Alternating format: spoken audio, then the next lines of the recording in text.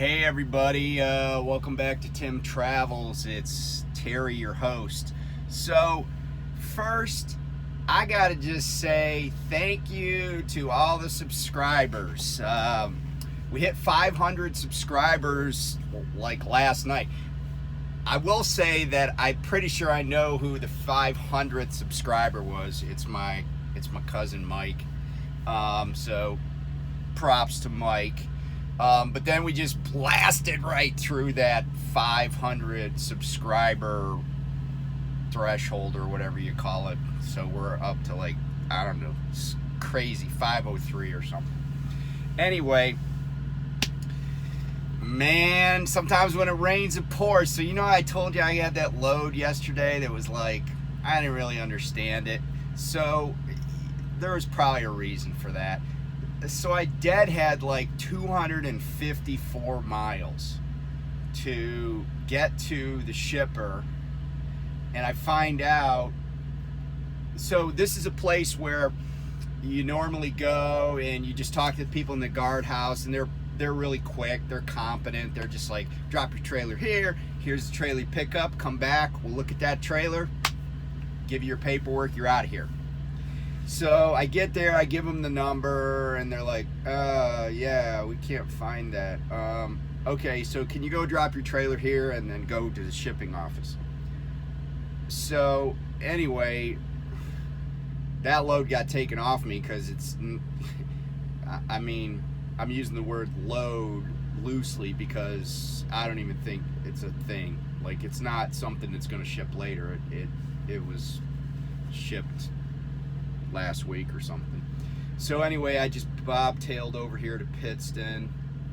I got another load picking up tomorrow sometime in Allentown that's going out to Springfield, Missouri.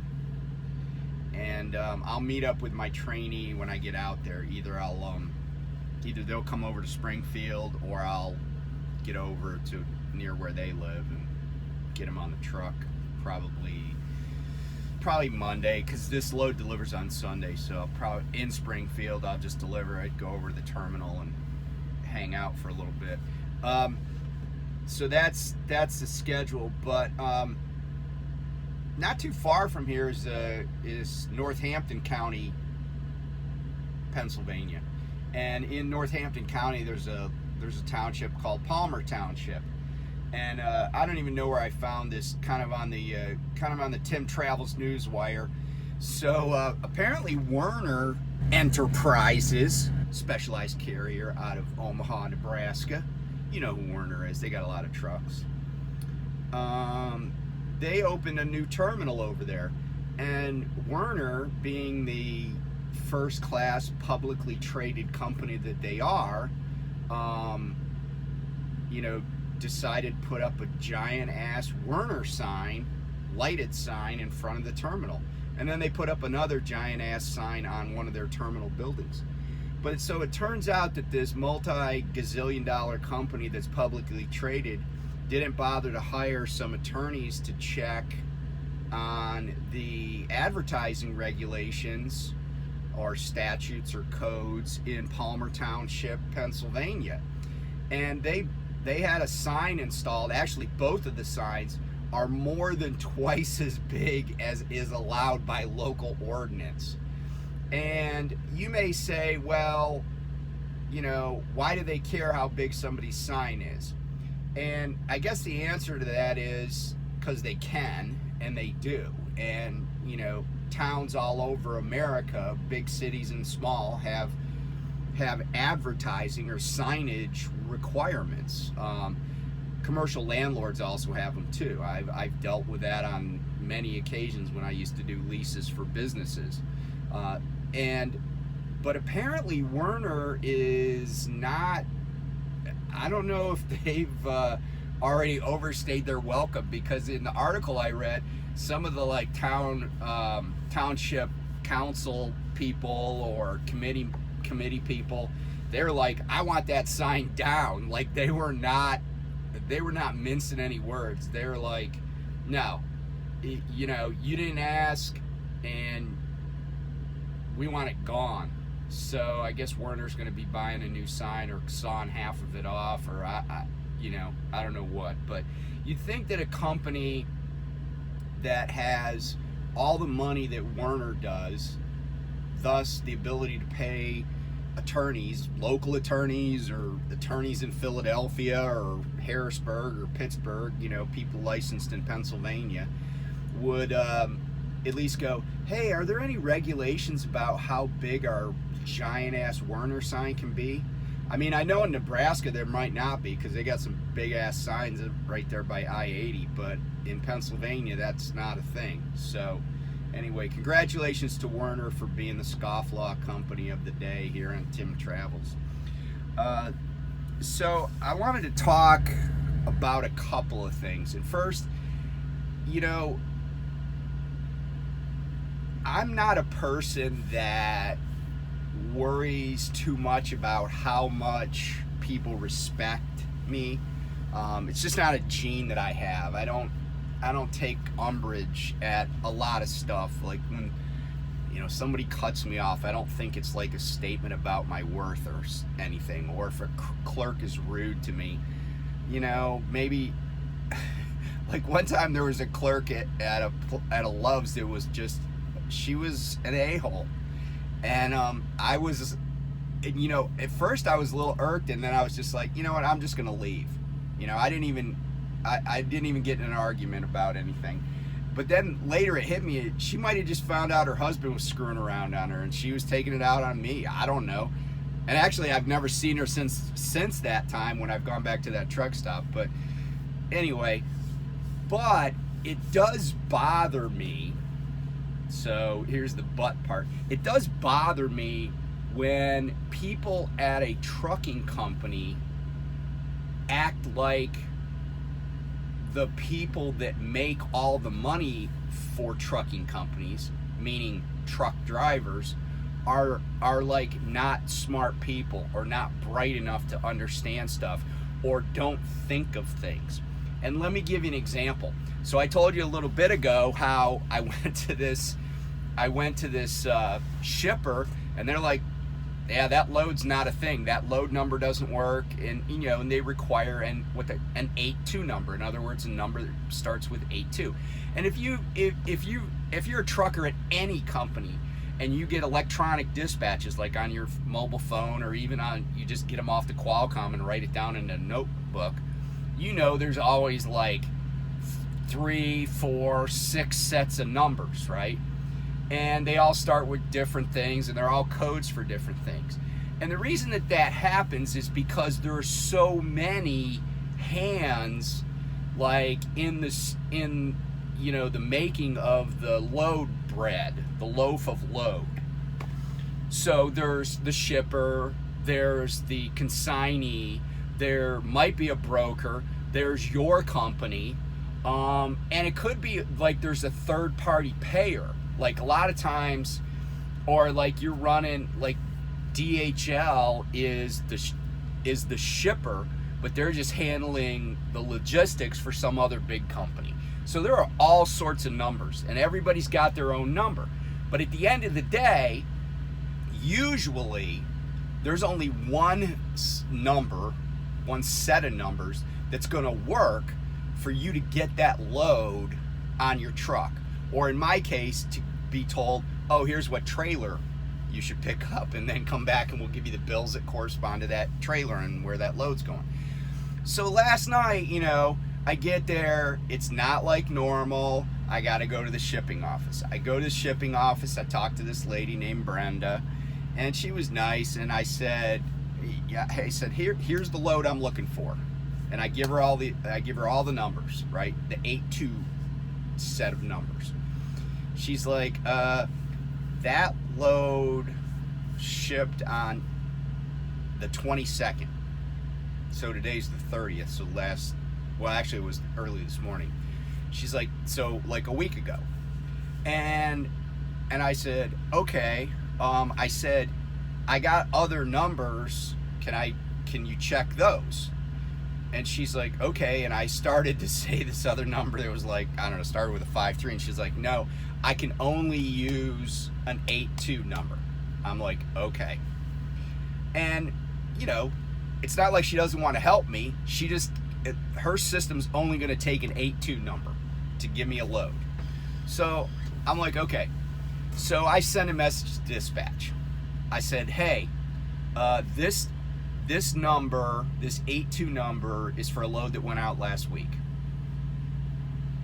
10 minutes go by. Okay, I'll check with sales.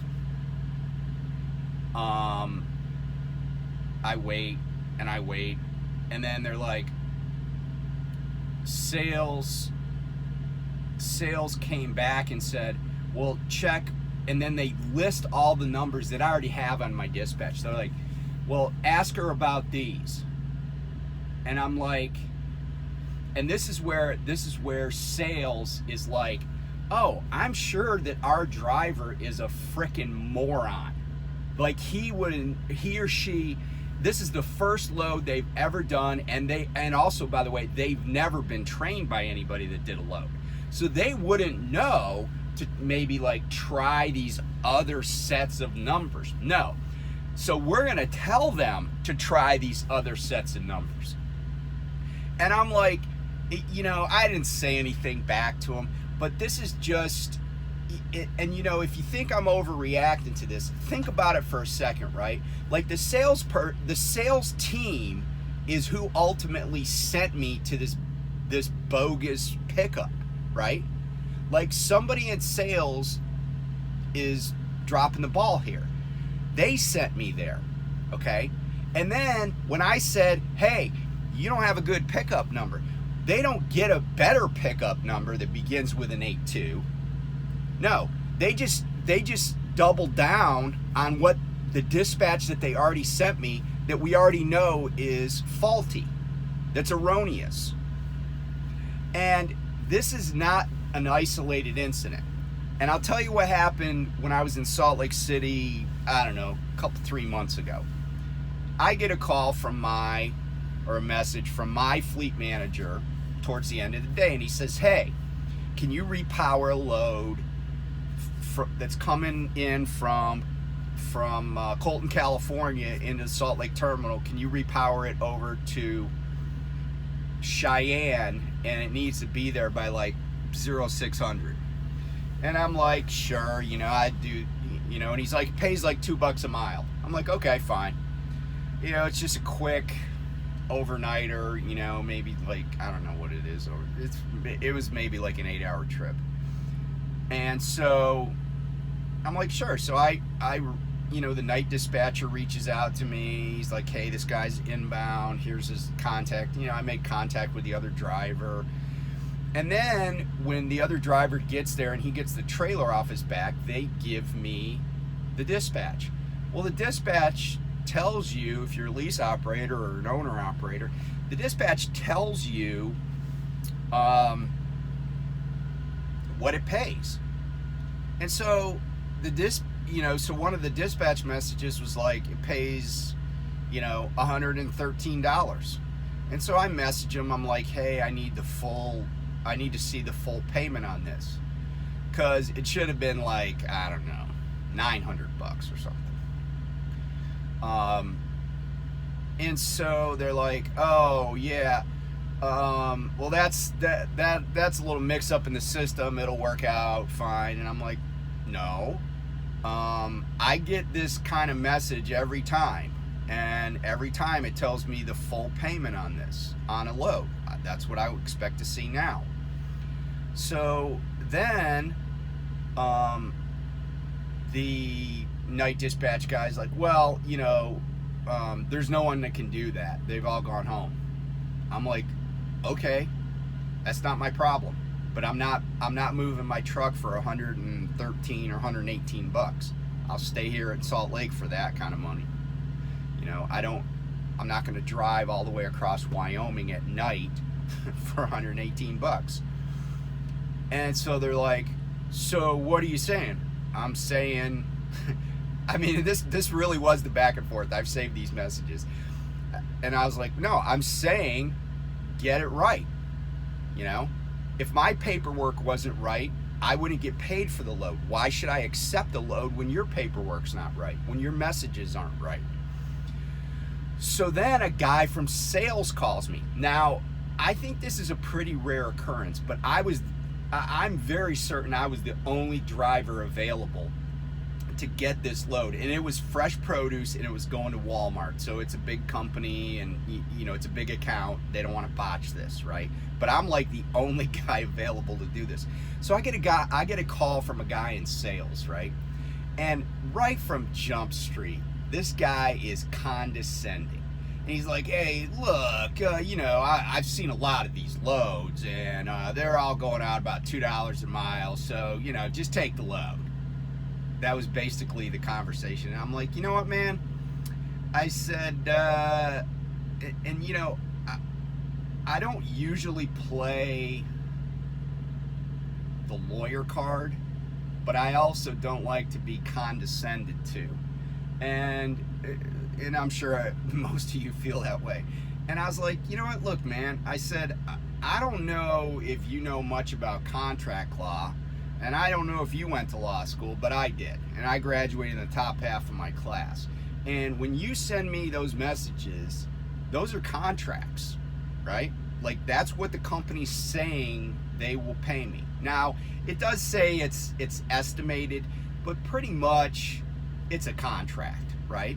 That's what you're offering. And if I push yes, or I say yes, I'll accept the load, then I'm accepting what you say you'll pay. I'm not accepting a load that only says 118 bucks. I don't care what you say. And he's like, well, you know, you're just gonna, you know, there's no way we can fix this right now. So are you gonna take the load or not? And I said, look, man, if you want to play hardball, I can play hardball too. I can hit your pitch. So here's my answer. No, I'm not taking the load.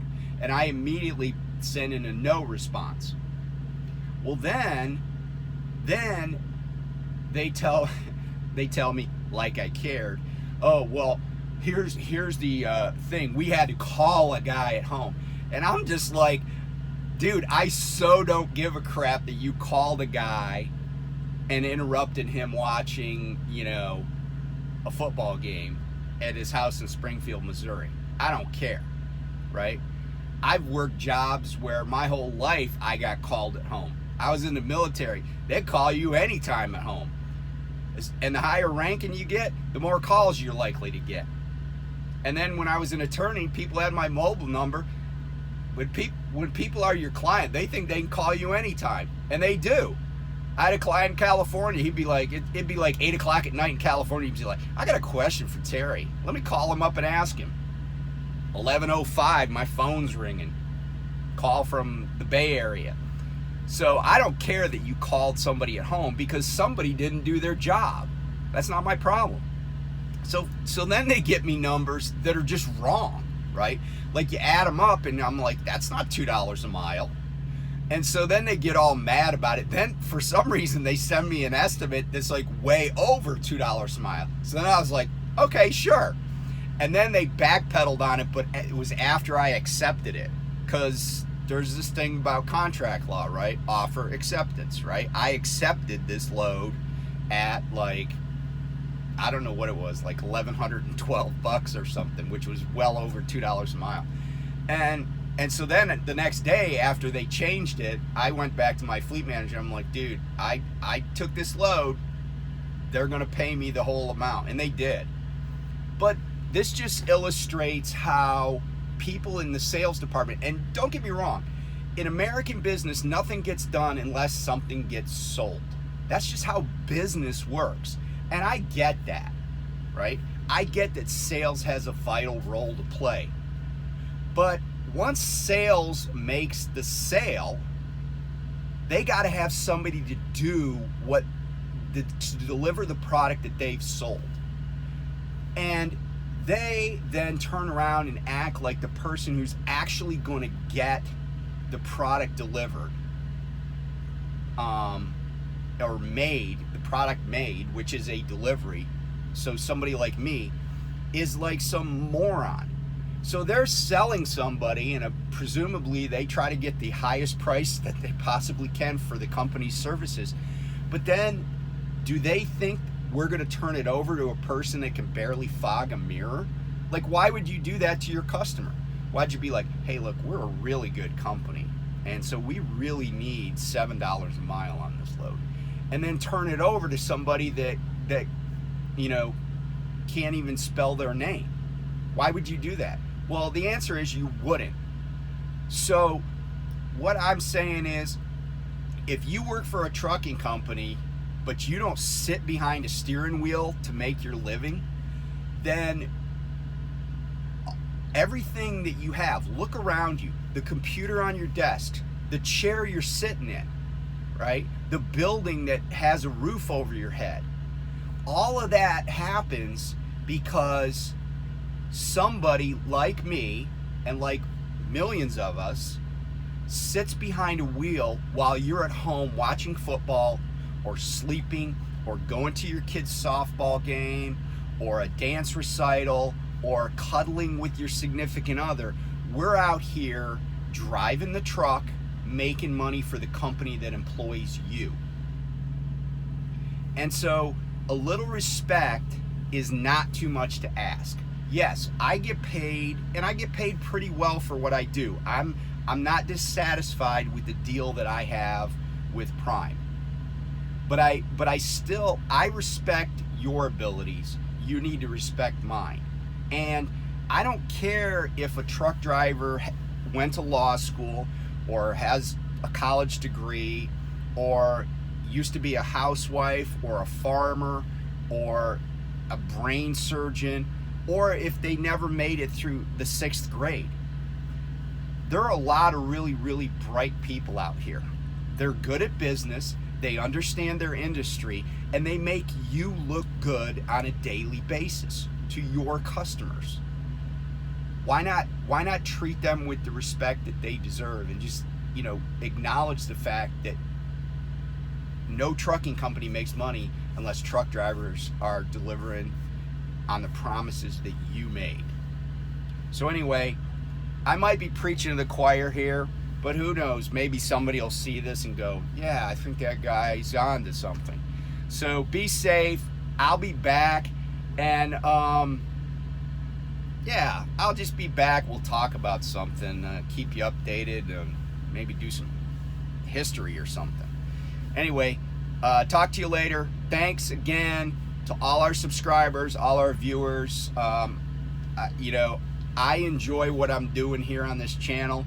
I hope a lot of people enjoy it. I think they do. I look at the comments, and I appreciate the community that we're all part of. So thanks again, and I'll see you next time. Take care.